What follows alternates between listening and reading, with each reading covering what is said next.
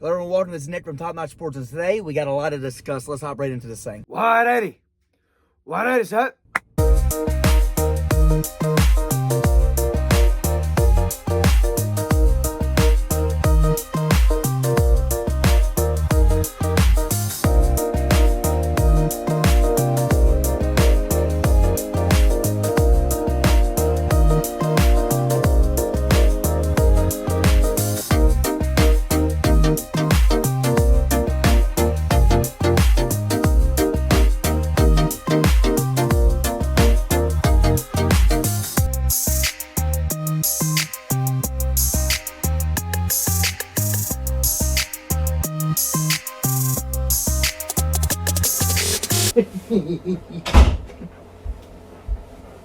Hello everyone, welcome. This is Nick from Top Notch Sports. Today we're going over the 2023 Indianapolis Colts salary review and off-season moves for 2023.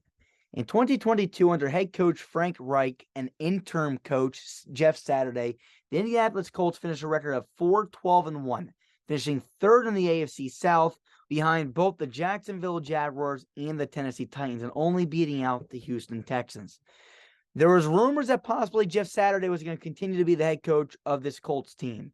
But without further ado, just announced a few days ago, Shane Steichen, offensive coordinator of the Philadelphia Eagles, was announced the head coach of the Indianapolis Colts.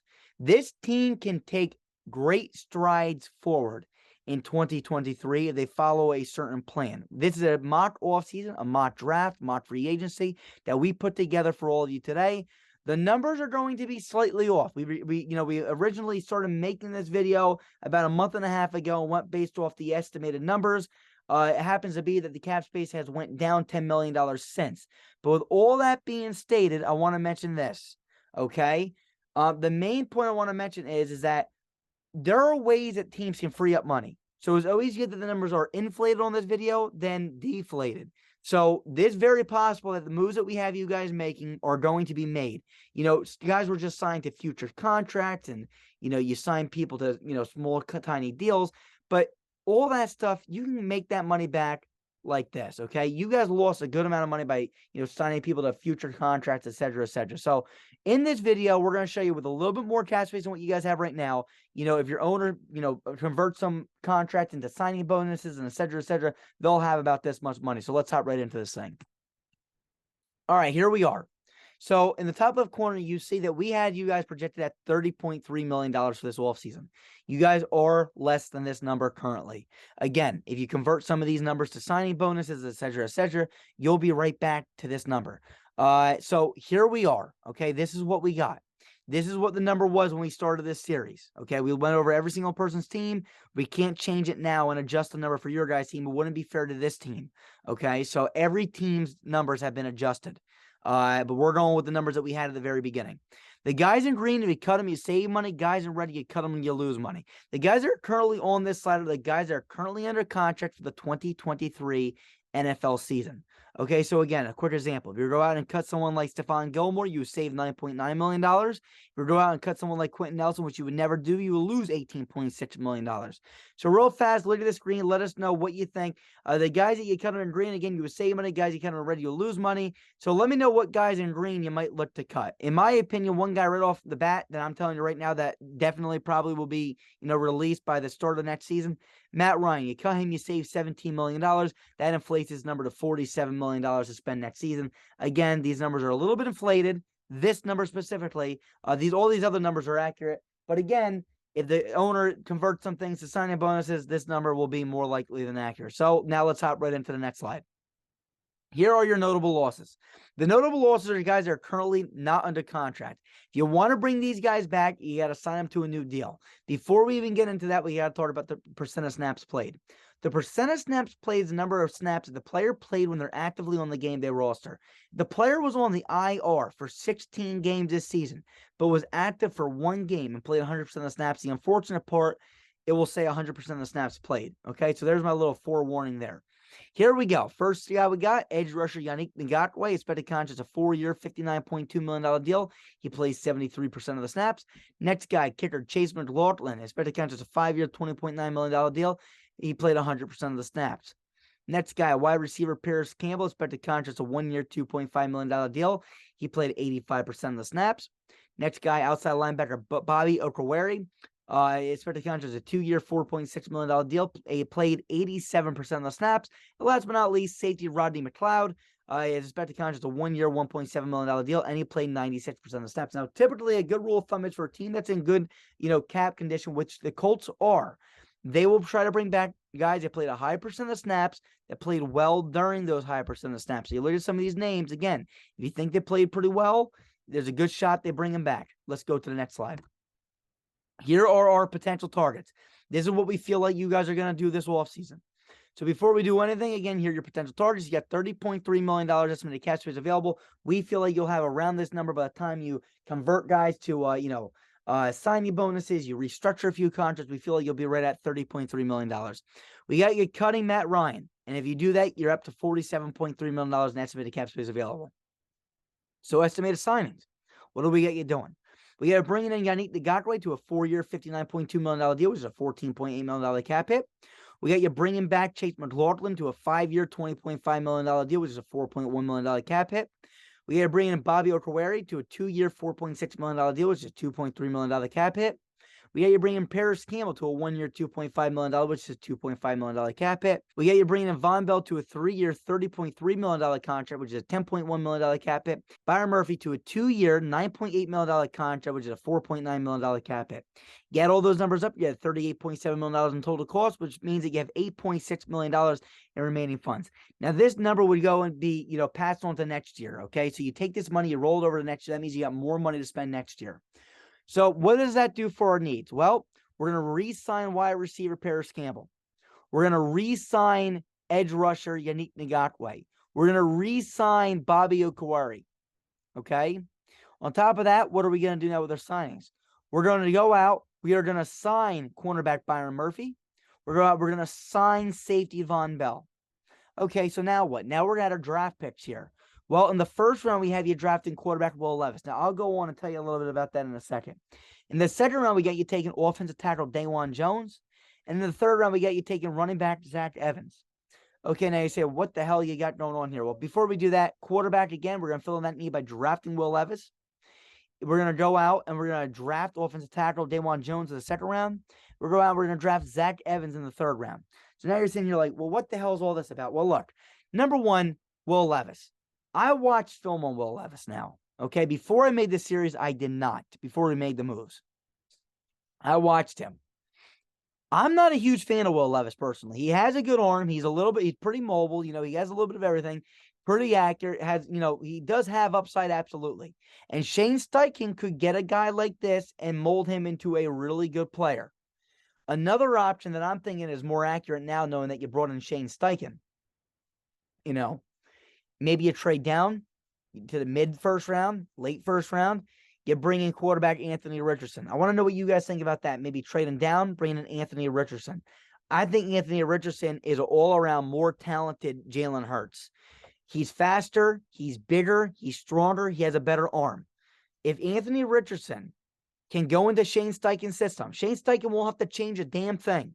He can do exactly what he did in Philadelphia, here in Indianapolis, and he has an all-around more talented player. Then it's up to him to mold him into the player that he wants him to be. But I just want to know what you think. But still, Will Levis is not a bad pick here. Okay, I think Shane Steichen could definitely mold him into something. Besides that, in the second round, Dawan Jones, again, a lot of hype now. I don't know if he'll fall to the second round. Fan of his. I did scout him too. And running back Zach Evans. Look, I love Jonathan Taylor. He was my favorite running back coming out of the 2020 draft class. I liked him more than DeAndre Swift. A lot of people would disagree with me back then, but I did. And Zach Evans, you got to bring someone to back up Jonathan Taylor. Somebody that you can bring in, plug him in. He caught a lot of balls last year. He runs pretty good. I would bring him in. Give him a shot. Make Jonathan Taylor not a complete workhorse. I wanted to be a workhorse, man. I have him in Dynasty.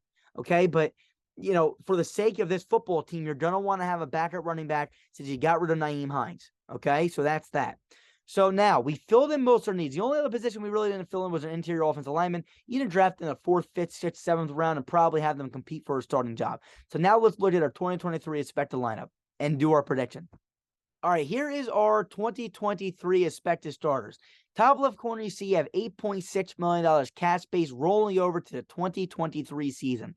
Here you see yellow, green, blue, orange. Nick, what are these colors? I'll tell you right now. The guy in yellow, according to PFF, is the guy that we consider a placeholder. Will Fries this year did not play so well, according to Pro Football Focus. Their greatest skill. You guys know way better than we do, so let me know what you think. But overall, this offensive line struggled this year. I don't think that they're going to struggle. On paper, this offensive line looks pretty dang good, to be honest with you. Then you got Orange. Orange are guys that we're re-signing, okay? So what are we going to do? We're going to go out. We're going to re-sign Paris Campbell. We're going to re-sign Yannick Ngakoue. We're going to re-sign Bobby Okereke. Okay, we do those three moves. This team's looking pretty dang good so far. Guys in green are guys that we're signing in free agency. We're signing Byron Murphy and we're bringing him in. We're signing Von Bell and putting him on the opposite side of Julian Blackman. All right, so there's that. And the last but not least, light blue. We are drafting Will Levis in the first round. We're drafting Dawan Jones to compete in the second round. We're drafting Zach Evans in the third round, okay? So you say, all right, Nick, why are you drafting Dawan Jones? Well, look, this offensive line wasn't too hot this year, okay? You want to have some versatility. You want to have some, possibilities that you can change some things around if you want to. Braden Smith, only 26 years old, pretty young. You do have an out after next year if you want to get out of his contract. Not that I would, but, just a possibility. Bernard Raymond, I was actually high of him coming out of the draft last year. He was one of my, upper-ranked offensive tackles. I know he kind of struggled, though, this year, too, in year one. But, again, it's not bad to bring in Dawan Jones, have him compete. If he beats out Bernard Raymond, there you go. He's your starting left tackle. If Braden Smith's not looking that good, maybe you can, move him on from him. Trade him. Or just, get out of his contract, get out of that huge deal you signed him to. Start Dawan Jones and Bernard Raymond, two younger guys at offensive tackles. They'll both be on rookie contracts. Bernard Raymond's on a 3-year deals are left on his contract, and 4 years will be left for Dawan Jones if this is the case. But it's good to have pieces. And then, hey, you never know. Maybe you slide one guy to guard if you have to, okay, if they're struggling at tackle. But when I look at this team here, pretty solid offensive line, I feel like, on paper. Quentin Nelson, in my opinion, is still one of the best offensive guards. I feel like he probably is the best offensive guard in the National Football League. Ryan Kelly, Braden Smith, Bernard Raymond, Dawan Jones. You got Jonathan Taylor, I feel like is one of the best running backs in the National Football League. Not a huge fan of Will Levis, I'm going to be honest with you. But again, maybe Anthony Richardson. But here, still, even with Will Levis, again, someone that Shane Steichen can possibly mold into a really good quarterback. Loved Alec Pierce last year, one of my favorite wide receivers that coming out of the draft class. You pair him up with Michael Pittman. I don't know how you guard those two. You bring Paris Campbell back in. You got Mo Alley Cox, but who I'm even more of a fan of, Jelani Woods. I love Jelani Woods. I think he'll be really special for you guys in the future. You look at the defense side of the ball, Byron Murphy, Stephon Gilmore, and Kenny Moore as your corners. Very good trio right there. Two good edge rushers, again, in Yannick Ngakoue and Kwity Paye. Two good stuffers in the middle, DeForest Buckner and Grover Stewart. Pretty dang good linebacker room, good safety room. Here's my prediction. In the 2022 NFL season, with a lot of adversity and a lot of turmoil, the Indianapolis Colts went 4-12-1 under head coach Frank Reich and interim head coach Jeff Saturday.